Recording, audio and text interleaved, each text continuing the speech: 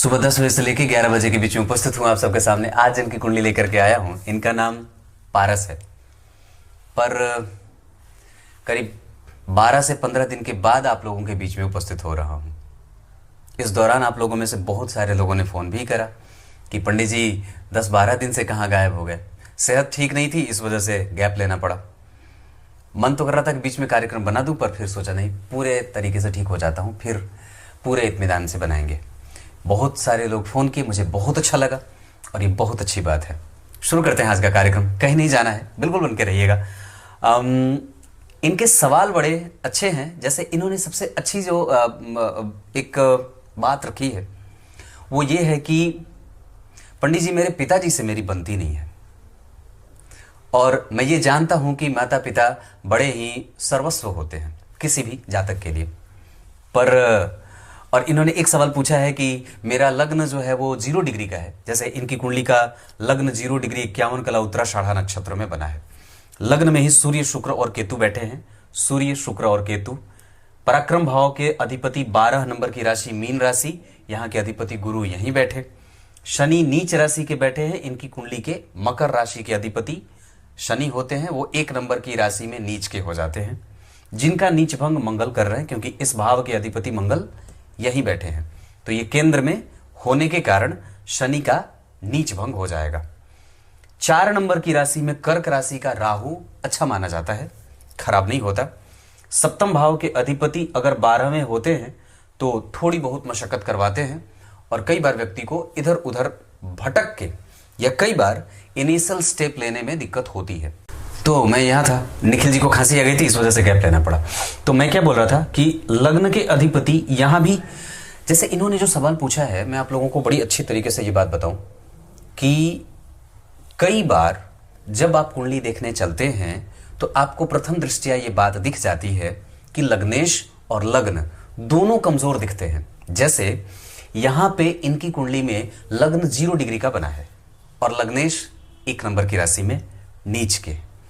पर ध्यान से समझने की बारी है कि अब आप चेक करें कि लग्नेश वास्तव में नीच के हैं, तो पहले तो यहाँ पे नीच भंग हो गया, और यहाँ पे वो 1 नंबर में बैठे हैं और यहाँ भी वो 1 नंबर में ही बैठे हैं। इस वजह से याद रखने वाली बात यह होगी कि जब कभी भी लग्नेश या कोई भी ग्रह वर्गोत्तम हो जाता है, जैसे यहाँ पे भी वो 1 नंबर में ही बैठे हैं, यहाँ भी वो 1 नंबर में ही बैठे हैं, तो ऐसी अवस्था इन्हें वर्गोत्तम कहने के लिए कही जाती है। ये वर्गोत्तम ग्रह हो जाए तो नीच का ग्रह भी अगर वर्गोत्तम हो जाता है तो उसके पास बल होता है और वो परिणाम देता रहता है। इसका अर्थ होगा कि इनकी कुंडली का लग्नेश जो नीच भंग करता हुआ वर्गोत्तम हुआ है, शनि और मंगल जैसे 2 ग्रह यहाँ पे भाव से वर्गोत्तम, मंगल यहाँ 10वें स्थान में बैठे हैं 7 नंबर में, मंगल यहाँ 10वें स्थान में बैठे हैं 7 नंबर में। ये वर्गोत्तम लग्न की कुंडली है, क्योंकि यहाँ भी 10 नंबर से बनी है कुंडली, यहाँ भी 10 नंबर से बनी है कुंडली। मैंने कई बार ये बात कही है कि जब कुंडली वर्गोत्तम हो जाए तो उसके सफलता के चांसेस कई गुना ज्यादा हो जाते हैं और वो कुंडली सफल हो ही जाती है। अब इसमें बात ये रही कि लग्न पे देख कौन रहा है, तो लग्न पे राहु की दृष्टि, यहाँ पे गुरु शुक्र चंद्र 3 शुभग्रह देख रहे हैं, और साथ में मंगल और शनि, सारे ग्रहों का प्रभाव जन्म कुंडली के नवांश चैप्टर में लग्न पे जा रहा है। शनि की 10वीं दृष्टि, शुक्र की 7वीं, गुरु की 7वीं, चंद्रमा की 7वीं, मंगल की 4थी और केतु की 5वीं। इतने सारे ग्रहों के प्रभाव से नवमांश कुंडली थोड़ी सी फ्लरिश भी करेगी और थोड़े से कंफ्यूजन में भी जाएगी। बात समझ में आ रही है? ऐसे ही खाली देख रहे हैं। दशमांश कैसा है जातक का? सूर्य लग्न में, सूर्य लग्न में, सूर्य लग्न में नौकरी अवश्य कर लेनी चाहिए, और सबसे पहले प्रयास जातक को सरकारी या किसी बड़े अधिकारी से जुड़ करके काम करने के लिए करना चाहिए। आप अकाउंटेंट बन सकते हैं, ये फिलहाल सीए का काम कर रहे हैं तो सीए भी आपकी कुंडली में बनेगा, और उसके बाद क्लरिकल कोई भी बड़ी नौकरी, किसी भी बड़े संस्थान में जो अकाउंट संभालने का काम होता है वो आपकी कुंडली कर सकती है। आप अनुभवी बहुत अच्छे हैं। गुरु सूर्य को देख रहे हैं तो जातक की पत्नी बिल्कुल ही जीवन के मूल्यों को समझने वाली और सैद्धांतिक होती है। लंबी पत्नी का व्यक्ति मालिक होता है और गुरु और चंद्रमा के एक साथ आ जाने से दांपत्य में बड़ा अच्छा लाभ भी देखने को मिलता है। सबसे पहले तो नौकरी करनी चाहिए। पिता के साथ आपके संबंध इसलिए खराब हो रहे हैं क्योंकि यहां के अधिपति शुक्र जन्म कुंडली में राहु के संपर्क में और शनि के संबंध में और साथ ही साथ सूर्य के साथ बैठ करके खुद को कमजोर थोड़े से तो नहीं कर रहे हैं, पर हां इतनी बात जरूर कहूंगा कि मंगल के दशम स्थान में बैठ जाने से बड़ा अच्छा सूत्र बता देता हूं, बता देता हूं। जन्म कुंडली के दशम स्थान से जब कभी भी मंगल और शुक्र का संबंध बन जाए तो जातक के जीवन में क्षेत्र से संबंधित समस्याएं उत्पन्न होती हैं।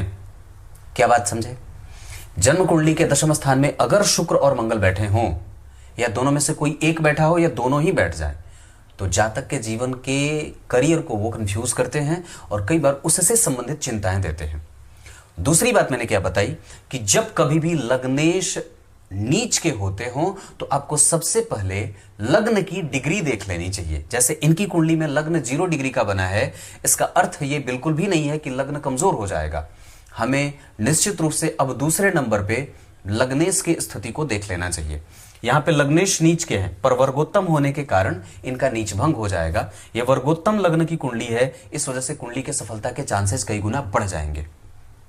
क्लियर है? बुध और चंद्रमा 12वें, इस वजह से डिसीजन मेकिंग कैपेसिटी कमजोर होगी। अब मैं इनकी कुंडली के पंचांग से आपका परिचय करा देता हूं।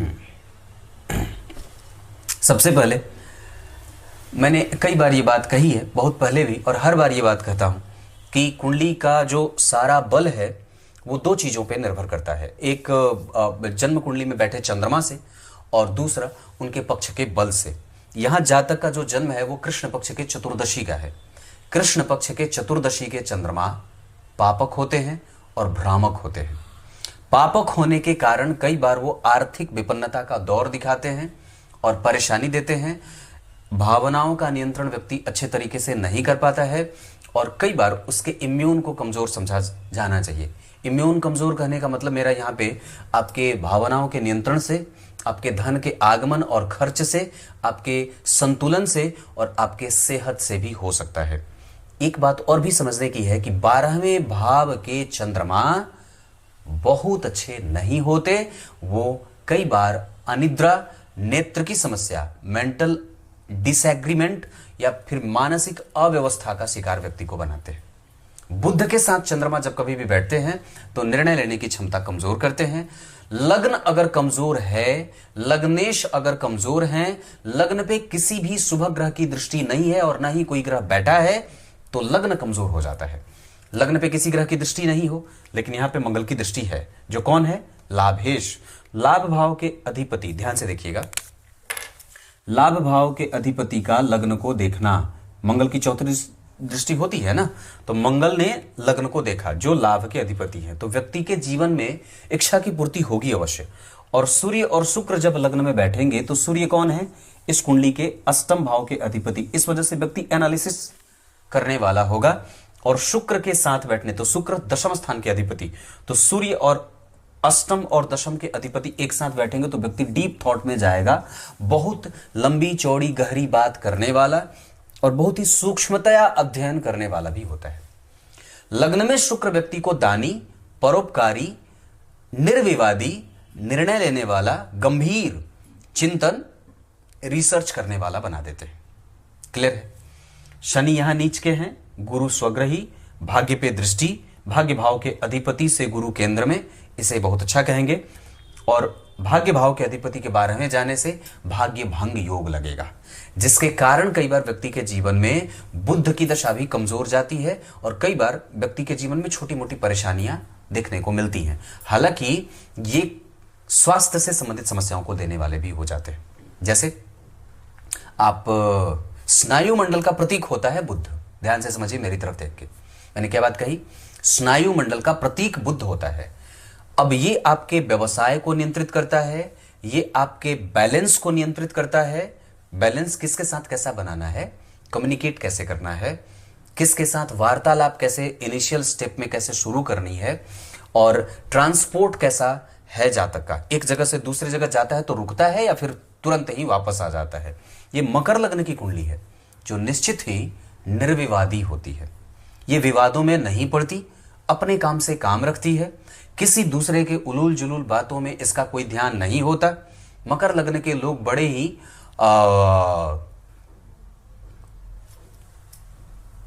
आकृति इनकी बहुत ऊंची तो नहीं होती, पर सामान्यतया ये मध्यम कद से ऊंचे ही काठी के होते हैं। लग्न में सूर्य, लग्न में सूर्य, लग्न में सूर्य, बुध दशम स्थान में, और यहां पे पंचम भाव के अधिपति नवम में, इससे व्यक्ति के कर्म क्षेत्र को बल मिलेगा। मंगल और चंद्रमा अगर देखेंगे तो एक दूसरे को, ऐसी अवस्था में व्यक्ति के जीवन में लक्ष्मी का भाव कम नहीं है। धन भाव के अधिपति जन्म कुंडली में माता भाव में बैठे हैं, इस वजह से व्यक्ति को माता का सुख, माता का साथ और माता का सहयोग मिलता रहता है। परंतु नीच के होने के कारण कई बार ये मैं जो बात बता रहा हूं इसमें आप फलादेश उल्टा भी पड़ सकता है, क्योंकि ये गड़बड़ी भी पैदा कर सकते हैं। इस भाव का अधिपति यो यो भावो स्वामी दृष्टो युतो वा, मंगल इस भाव के अधिपति हैं, इसे देख रहे हैं। बुध और चंद्रमा 12वें, इस वजह से व्यक्ति का मन एक जगह पे नियंत्रित नहीं रहता, वो बार बार काम बदलने में भरोसा करता है, और उसके बॉस के साथ उसके संबंध निश्चित रूप से हमेशा ही अच्छे होने चाहिए। आपको सबसे ज्यादा प्रयास इस बात पे करने की आवश्यकता है। अपना स्वास्थ्य, अपना सेहत, अपनी सेहत, उसके बाद निर्णय लेने की क्षमता, यात्राओं में विशेष सावधानी, घर की महिलाओं की सुरक्षा की गारंटी, सर्दी वाली चीजों से बचने की स्थिति, निर्णय लेने में बहुत बार विचार करने की बात, बहुत बेवजह की चिंताओं में ना रहें, परोपकार करने के बाद या पहले जरूर विचार करें। और गुरु बढ़िया बैठे हैं, तीसरे भाव में बहुत अच्छे तो नहीं होते, पर उनकी दृष्टि यहां पे बहुत अच्छी होगी। लेकिन राहु और गुरु का संपर्क जातक को ना चाहते हुए भी कई बार जीवन में, कोई नहीं चाहता पर थोड़ा बहुत दुख मिलता है, क्योंकि भाग्येश 12वें और चंद्रमा 12वें हैं। इस कुंडली के लिए चंद्रमा मारक होते हैं, डबल मारक बन रहे हैं, और सप्तम भाव के अधिपति जब बुध के साथ बैठेंगे जो कि रोगेश हैं, तो कई बार पत्नी को रोगी भी बना देते हैं। अब मैं आपको एक बात बताऊं, इनकी कुंडली में इनका जो जन्म है पंचांग में उत्तरायण का हुआ है, इस वजह से व्यक्ति स्वाभिमानी है और अनुभवी है, साथ ही साथ महत्वाकांक्षी भी है। कृष्ण पक्ष के चतुर्दशी के चंद्रमा बहुत अच्छे नहीं होते, ये बात मैंने बताई। शुक्रवार के जन्मे होने से व्यक्ति भोगी और ऐश्वर्यशाली होगा। इसके अतिरिक्त इस कुंडली में व्याघात योग में जन्म होने और क्षत्रिय वर्ण और राक्षस गण के जन्म होने से ईर्ष्या, द्वेष, छल, कपट, मोह, मात्सर्य, ममता, भाव, आभाव, प्रभाव, संसर्ग और साथ ही साथ व्यक्ति का ज्ञान पक्ष तार्किक और तात्कालिक होता है। इस कुंडली में आप जब देखेंगे कोई भी ग्रह जब दिग्बली हो तो उसका बल अतिरिक्त बढ़ जाता है। शनि और मंगल का एक दूसरे से देखना, पिता के साथ संबंधों में कमजोरी, और कई बार अनएक्सपेक्टेड व्यक्ति के जीवन में परेशानियां बनी रहती हैं। लग्न में सूर्य और शुक्र जातक को कंफ्यूज करने के लिए काफी रहेंगे, और राहु का प्रभाव उसमें तीव्रता लेके आए। राहु का लाभ भाव पे देखना लाभ को कई बार कमजोर करेगा, लेकिन लाभ भाव के अधिपति दशम में बैठ करके महाभाग्यशाली योग, महालाभकारी योग लगाएंगे, महाधनी योग लगाएंगे, और लग्न को देख करके व्यक्ति की इच्छाओं की पूर्ति मंगल की दशा में होती देखी जाएगी। जब जन्म कुंडली में लग्न और धन के अधिपति नीच के होंगे और वर्गोत्तम होंगे और लग्न वर्गोत्तम होगा तो कुंडली सज जाएगी, और जातक के जीवन में शनि की दशा, मंगल की दशा, बुध की दशा, क्योंकि इस कुंडली के लिए बुध बहुत अच्छे नहीं होते, क्योंकि षष्ठेश होने के साथ साथ वो नवम भाव के भी अधिपति होते हैं, पर नवम भाव में उनकी मूल त्रिकोण राशि बनी है, इस वजह से इसे अच्छा कहा जाएगा। हालांकि उन्होंने भाग्य भंग योग लगाया है और सप्तम भाव के अधिपति के साथ अपना 12वां भाव युक्त किया है, इस वजह से दो कोमल और बहुत ही ज्यादा सेंसिटिव प्लैनेट जो होते हैं वो चंद्रमा और बुध होते हैं, वो 12वें गए हैं, और 12वां भाव चिरंतन सुख का और मेंटल पीस के सुख का होता है, चतुर्थ भाव मानसिक शांति का, और इसका 9वां, अष्टम का 5वां, इस वजह से कई बार इसे निद्रा का भाव भी कहा जाता है। तो वहां पे भंग होने की आवश्यकता हो सकती है, या कई बार उसे भंग देखा जाता है। वैसे एक बात बता दूं तो व्यक्ति ऋण में नहीं रहेगा और अपने दुश्मनों से वो कभी भी हारेगा नहीं, क्योंकि गुरु इस भाव से केंद्र में और इस भाव का अधिपति इसे देख रहा है। जरा विचार करिए राशियां कितनी बलवान हो रही हैं इस कुंडली में। सबसे पहले तो मेष राशि बलवान, उसके बाद मिथुन राशि बलवान।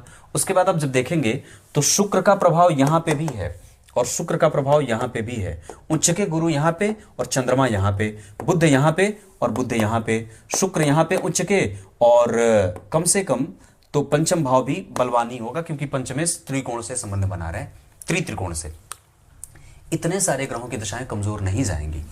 तो मंगल शनि केंद्र में बैठे हैं, इस वजह से व्यक्ति को आधुनिक बनाएंगे और अत्याधुनिक बनाएंगे। साहस व्यक्ति के पास होगा, पराक्रमी होगा, जिद्दी होगा, हठी होगा, ईगोइस्टिक होगा, नेचर के हिसाब से वो प्रकृति को समझने वाला और लोगों में संतुलन पैदा करने के लिए हमेशा ही आगे रहने वाला। झगड़ा लड़ाई हो तो सामने से जाकर के बीच बचाव करने वाला होता है। क्लियर है? सूर्य जिस नक्षत्र में बैठे हैं उसके आधार पर व्यक्ति का मनोबल कभी गिरने वाला नहीं है, इसे हमेशा बना करके रखिएगा। चंद्रमा जिस स्थिति में बैठे हैं उसके आधार पर आपका काम रुकेगा और चंद्रमा की दशा आपको परेशान कर सकती है। आय, माता, पत्नी, दूसरा बेटा और स्वास्थ्य और रेगुलर इनकम, ये चंद्रमा की दशा में प्रभावित होंगे। मंगल चित्रा में बैठे हैं, बल उनके पास थोड़ा कम है डिग्री के हिसाब से, पर फिर भी मैं समझता हूं कि अगर आप बजरंगबली की पूजा और पीपल के वृक्ष की 5 बार परिक्रमा शनिवार को करेंगे तो मंगल का दोष खत्म हो जाएगा। घर परिवार से कभी भी दूर जाना हो तो घी का दीपक अवश्य जला करके निकले। बुध की स्थिति आपकी कुंडली में जिस स्थिति में बैठे हैं उसके आधार पर आप में विलक्षणता, निर्णय लेने की क्षमता, बुद्धिमानी, यशस्विता और साथ ही साथ कभी कभी जो डिसीजन मेकिंग कैपेसिटी है वो कमजोर होगी। ये बुध की दशा की बात कर रहा हूं। हालांकि बुध की दशा में यात्राएं, उच्च शिक्षा का क्षेत्र और साथ ही साथ विख्यात होने का योग ये लगेगा। बड़े लोगों का सहयोग बुध की दशा में प्राप्त होगा। गुरु की स्थिति जिस स्थिति में बैठी है उसके आधार पर एक बात कहूंगा, वो बहुत अच्छे हैं, उनकी दृष्टि हर जगह अच्छी जा रही है, इस वजह से वो लाभ देंगे, इस वजह से वो आपको धार्मिक बनाएंगे, इस वजह से वो आपके संसाधन की पूर्ति करवाएंगे, रॉ मटेरियल वो देंगे। अगर कोई भी काम करेंगे तो वो गुरु के कारण आपको मिलता रहेगा। और साथ ही साथ आपका इंटरनेट वाला क्षेत्र, वर्ल्ड वाइड बेस पे कैसे अपना काम आगे बढ़ाना है ये आपको बहुत अच्छे तरीके से आता है। आपका कम्युनिकेशन और दूसरों के साथ गैप कैसे मैनेज करना है, उसको कैसे कम करना है, ये आपको बहुत अच्छे तरीके से आता है। इस पे आपको ध्यान रखना चाहिए। शुक्र बढ़िया बैठे हैं, भर रहे हैं, वो अवस्थागत वो ठीक हैं, डिग्री के हिसाब से बहुत अच्छे बैठे हैं। उत्तम क्वालिटी का व्यक्ति का टेस्ट होता है और कोई भी पसंद नापसंद की चीज में व्यक्ति हमेशा जीत जाता है। अनुभव और देने वाला भाव हमेशा ही जातक के पास है। शनि अश्विनी नक्षत्र के हैं, नौकरी के योग बनेंगे। मंगल और शनि का संबंध जन्म कुंडली में बहुत अच्छा है, इस वजह से इसे खराब नहीं कहूंगा। राहु आपकी कुंडली में केंद्र में बैठे हैं, इस भाव के अधिपति मारक हो रहे हैं, डबल मारक, और शुक्र से देखे जा रहे हैं जो कि कारक ग्रह है इस कुंडली का सर्वाधिक, सूर्य से देखे जा रहे हैं जो कि अष्टमेश है। इस वजह से राहु की दशा में मैं जहां तक देख रहा हूं ऐसी अवस्था में व्यक्ति को थोड़े अच्छे और थोड़े बुरे परिणाम मिलेंगे। हो सकता है आरंभ में जब राहु आए तो आपको देके जाएं और बाद में वो लेकर के चले जाएं, ये बात दिख रही है। अब मैं आपको और भी चीजें बता देता हूं, ध्यान से समझिएगा। शनि, चंद्रमा और बुध जिस स्थिति में बैठे हैं उसके आधार पर शनि का बल थोड़ा कमजोर होगा, चंद्रमा का बल जिस स्थिति में बैठे हैं उसके आधार पर थोड़ा कम होगा, बुध का बल जिस स्थिति में देख रहा हूं उसके आधार पर थोड़ा कम है। हालांकि बुध, चंद्रमा और शनि में बुध थोड़े ठीक हैं। इसके बाद अगर मैं सूर्य की बात कहूंगा तो सूर्य भी थोड़े कमजोर ही दिख रहे हैं तत्व के आधार पर। मैं इस आधार पर यह बात कह सकता हूं कि आपको सूर्य की उपासना, रविवार को नमक का सेवन बंद और राम रक्षा स्तोत्र का पाठ नित्य प्रति करना चाहिए। मंगल ठीक बैठे हैं, गड़बड़ी नहीं है। राहु और गुरु में गुरु के पास थोड़ा बल कम होगा, इस वजह से मंदिर का दर्शन, ब्राह्मणों की सेवा, गाय की सेवा, माता पिता की सेवा, और पिता के साथ संबंध कभी खराब मत करिए। पिता के साथ संबंध खराब करने से पहले एक बात विचार कर लेना, मरण सैया पे वो लेटा हुआ है, फूलों की माला पहनाई गई है, उसके बाद आप उसको ला नहीं सकते। अब आपको मैं 5 मिनट का एक सेशन ऐसे बता देता हूं, ध्यान से समझिएगा। आप सभी लोगों के लिए ये बहुत महत्वपूर्ण हो सकता है, याद हमेशा रखने वाली बात है। लग्न और लग्नेश अगर ठीक ना हो तो गड़बड़ी जीवन भर रहती है, पर यह बात इस बात पे निर्भर करेगी कि कुंडली के सबसे महत्वपूर्ण 2 ग्रह चंद्रमा और गुरु कैसे हैं। ये 2 सर्वाधिक सबसे महत्वपूर्ण ग्रह होते हैं। अगर चंद्रमा का बल कमजोर होगा तो लग्नेश भी कमजोर हो जाएंगे, और लग्न की डिग्री अगर कमजोर होगी तो लग्नेश के पास बल कम होता है। लग्न आपका व्यक्तित्व है। मैं आपको उदाहरण देके समझाता हूं। किसी भी जातक की कुंडली में लग्नेश कहां बैठे हैं, ये बहुत चिंतन की बात होती है। अगर लग्न के अधिपति चतुर्थ में बैठे, इसका मतलब क्या है? आपका लग्न आपका व्यक्तित्व है, वो कहां जाकर के बैठ रहा है, उसने कौन सा घर पकड़ा है। चतुर्थ भाव मानसिक शांति का होता है। इस जातक ने मुझसे ये सवाल पूछे हैं, पंडित जी मुझे मन की शांति मिलेगी कि नहीं मिलेगी, आध्यात्मिक उन्नति मेरी कितनी है। वो क्यों पूछा? क्योंकि लग्न के अधिपति चतुर्थ भाव में बैठ करके मेंटल पीस को ढूंढ रहे हैं। अगर लग्न के अधिपति अष्टम में बैठेंगे तो व्यक्ति विश्वसनीय थोड़ा कम होता है। लग्न के अधिपति अगर धन में बैठेंगे तो व्यक्ति धनागमन के लिए चिंतित होता है। लग्न के अधिपति अगर तृतीय में बैठेंगे तो व्यक्ति मेहनत करने में भरोसा रखने वाला होता है। लग्न के अधिपति अगर पंचम में बैठेंगे तो व्यक्ति एजुकेशनल होता है और शिक्षा से उसका संबंध बना रहता है। लग्न के अधिपति अगर छठवें में बैठेंगे तो उलझा हुआ सा रहता है लेकिन साहसी होता है। लग्न के अधिपति अगर सातवें होते हैं तो उसका दैनिक जीवन और रोजगार बड़ा अच्छा होता है। लग्न के अधिपति अष्टम में हो तो बहुत सोचता है, चिंतन करता है और बहुत ही गूढ़ और रहस्यमयी होता है। लग्न के अधिपति अगर अष्टम में बैठेंगे तो व्यक्ति का मन धर्म में और विख्यात होने के लिए बेचैन रहता है। लग्न के अधिपति अगर दशम में बैठेंगे तो व्यक्ति सामाजिक और यथेष्ट होता है। लग्न के अधिपति अगर एकादशवें में बैठेंगे तो व्यक्ति खुद अपने बल पे कुछ करना चाहता है और उसको खुद के बल पे दी गई चीज ही उसको भाती है। 12वें में चले जाएंगे तो व्यक्ति थोड़ा विक्षिप्त और परेशान सा रहता है। ये एक सामान्य सी बात है, पर इसके अतिरिक्त मैं आपको बात बताऊं, हमेशा ही इस बात का ख्याल रखना चाहिए कि आपकी कुंडली के लग्न की प्रकृति कैसी बन रही है। लग्न पे देखने वाले ग्रह कैसे हैं, वो कौन सा ग्रह है जिसने आपके लग्न को देखा है, वो कौन सा ग्रह है जो लग्न में बैठा है, वो कौन सा ग्रह है जिसने आपके लग्नेश को जगह दी है। जैसे लग्नेश को मंगल ने जगह दी है और खुद मंगल उसको देख रहे हैं। इसका अर्थ होगा कि लग्न के अधिपति जहां बैठे, क्या उस भाव के अधिपति ने उसको देखा है? जैसे लग्नेश को मंगल ने देखा है, क्योंकि मंगल इस भाव के अधिपति है। इसका अर्थ यह नहीं है कि आपका लग्नेश कमजोर है। लग्नेश ठीक है, 0 डिग्री का है तो स्वास्थ्य कमजोर हो सकता है, स्वास्थ्य जनित समस्याएं एक आम बात होगी। क्लियर है? कुछ इसी तरीके से आज के कार्यक्रम का समापन करते हैं। तब तक के लिए इजाजत दीजिए। आपके लिए दिन अच्छा होगा, शुक्रवार और शनिवार।